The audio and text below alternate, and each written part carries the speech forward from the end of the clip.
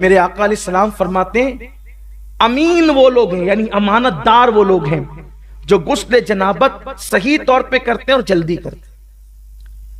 اچھا، غسل جنابت بھی صحیح طور پہ ہونا چاہیے۔ حضور اکرم صلی اللہ علیہ وسلم فرماتے ہیں جب کسی کو جنب کی کیفیت ہوتی ہے تو اس کے بال میں جنابت ہوتی ہے،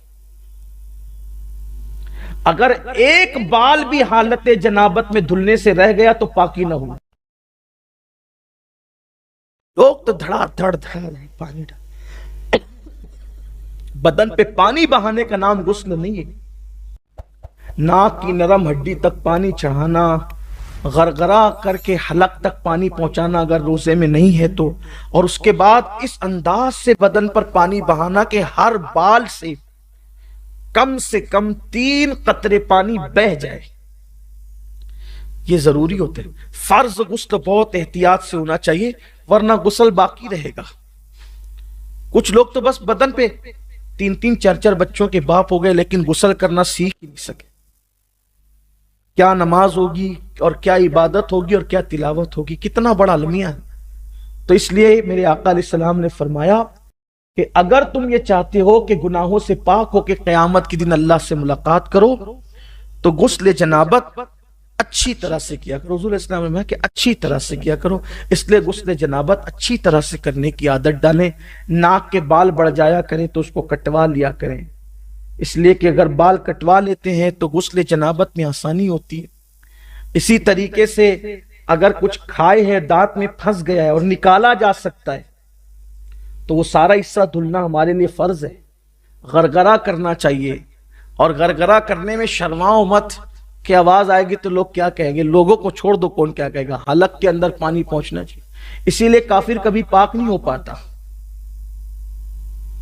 کافر کبھی پاک، کیونکہ وہ نہا تو لیتا ہے، پانی تو بہا لیتا ہے، کبھی کبھی بے تکلف پانی پینے کی وجہ سے اس کا غرغرہ بھی ہو جاتا ہے، حلق بھی دھل جاتا ہے بے تکلف پانی پینے، لیکن ناک میں پانی وہ کبھی نہیں پہنچا پاتا، کیونکہ ناک میں پانی پہنچانے کا تصور صرف۔ السلام علیکم ورحمۃ اللہ تعالی وبرکاتہ۔ میرے پیارے ناظرین، مجھے امید ہے کہ آپ حضرات خیریت و عافیت کے ساتھ ہوں گے۔ ناظرین محترم، کیا آپ کو پتہ ہے کہ ہمارے اوپر غسل کب فرض ہوتا ہے اور کیوں فرض ہوتا ہے، یا پھر وضو کیوں فرض ہوتا ہے ہمارے اوپر؟ اگر آپ کو نہیں پتہ ہے تو آپ اس ویڈیو کو اینڈ تک ضرور دیکھیے۔ اس حوالے سے حضرت سید امین القادری صاحب قبلہ نے ایک بہت بڑا بیان دیا ہے۔ آئیے سب سے پہلے سید امین القادری صاحب کا یہ ویڈیو دیکھتے ہیں۔ اسی لیے کافر کبھی پاک نہیں ہو پاتا،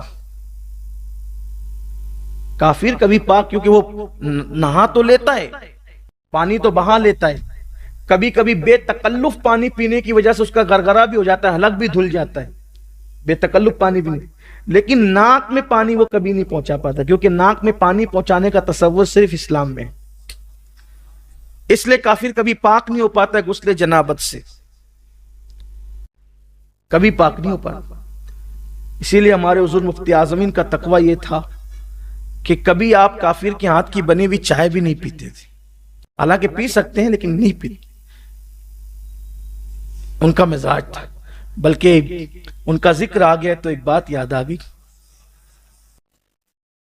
ایک ایسی خوبصورت محفل تھی جہاں حضور مفتی اعظم اور محدث اعظم دونوں جمع تھے، چائے آ گئی، اور چائے آئی تو چائے رکھی گئی، اتفاق سے چائے ہوٹل سے آئی تھی، تو سیدی مفتی اعظم نے پوچھا کہ چائے کہاں سے آئی؟ تو کسی نے کہا کہ وہ فلانے کے یہاں سے، تو آپ نے فرمایا کہ میں کافر کے ہاتھ کی بنی ہوئی چائے نہیں پیتا۔ وہ چائے اٹھا لی گئی، چائے رکھی تھی سیدی محدث اعظمین کے سامنے، تو لوگوں نے سمجھا وہ نہیں پی رہے تو یہ بھی نہیں پئیں گے، تو سیدی محدث اعظمین رحمت اللہ تعالی سے کسی کا حضور مفتی اعظم چائے نہیں پیتے، گا کیوں؟ کہ وہ کہتے ہیں کہ وہ کافر کے ہاتھ کی بنی ہوئی اس لیے وہ نہیں پئیں گے۔ تو آپ نے پھر کپ سنبھال لیا، اور کپ سنبھال کر اٹھا کر پیتے ہوئے فرمایا یہ وہ ان کا تقوی تھا، یہ ان کا فتویٰ ہے، وہ ان کا تقوی تھا اور یہ ان کا، اور آپ نے پی لیا۔ پی سکتے ہیں لیکن سیدی مفتی اعظمین رحمت اللہ تعالی علیہ نہیں پیا کرتے۔ اس سے یہ نہیں کہ اب جو پینے لگے تو آپ اس کو جو وہ ٹیڑھی نظر سے نہیں، इजाजत है, लेकिन आप फरमाते थे, बल्कि उन्होंने ही लिखा ये बात जो मैंने अभी अर्ज की ना, कि काफिर कभी पाक नहीं हो पाता, क्योंकि नाक में पानी चढ़ा करके धुलने का तसव्वुर काफिरों के यहाँ नहीं है। बेतकल्लुफ पानी पीने से उनका हलक धुल जाता है। इसलिए आपसे कहता हूँ गुस्ल जनाबत सीखिए और अच्छे से सीख करके गुस्ल जनाबत कीजिए। और गुस्ल जनाबत की बरकत भी बहुत ज्यादा है।